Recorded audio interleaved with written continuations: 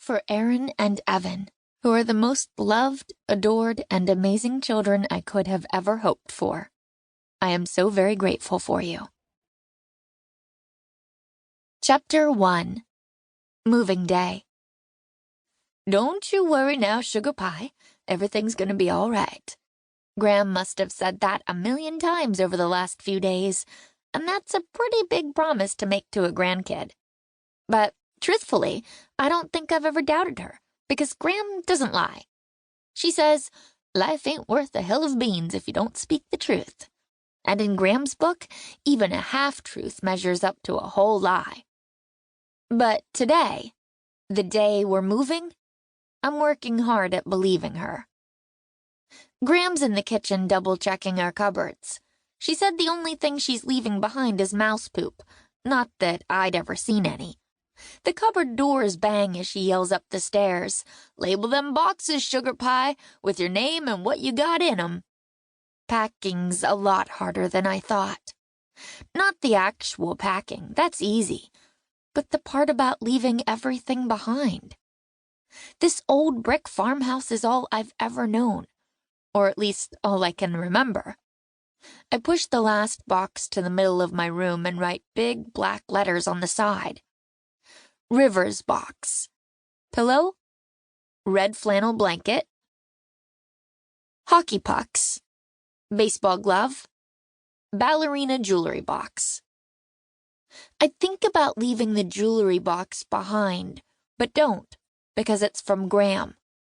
Plus, that's where I keep my heart necklace. My real name is River, but Graham calls me Sugar Pie.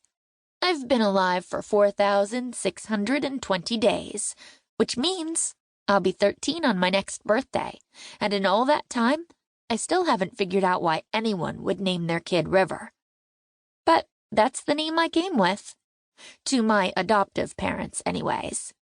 I thought babies were supposed to come into the world free of names and everything, but I came fully clothed, wearing a white and yellow checkered dress just the right size for an 18-month-old. And I only know that because Graham told me. Graham said she was blown clear out of the water on the day my parents brought me home. She had no idea they were going to adopt. It was like I'd fallen straight from the sky. And when I asked why I was such a secret, she shook her head and said, Sugar Pie, I haven't a clue. Your mother never did have the sense God gave a goose. Graham keeps a special picture of me on her nightstand. It's the picture she took that day. My mom, who is Graham's daughter, is holding me on her hip, and my dad, Graham's son-in-law, is standing behind with his arms wrapped around the both of us.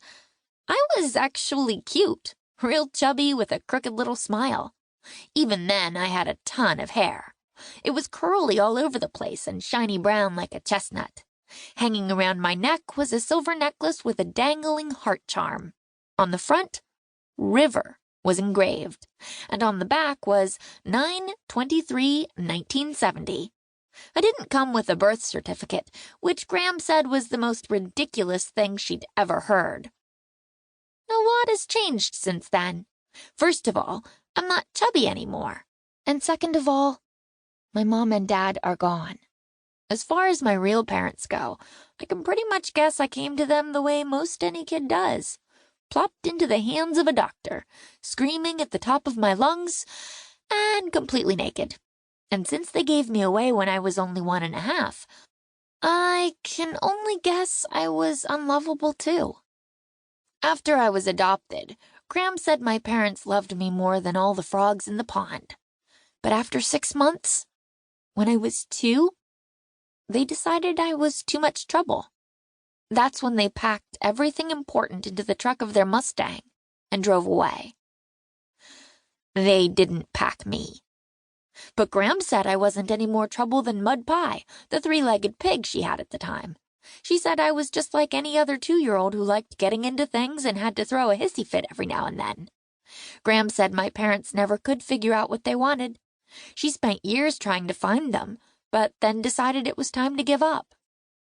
I have no idea how one kid could have 2 sets of parents, and in 2 short years have them both decide they don't want you anymore.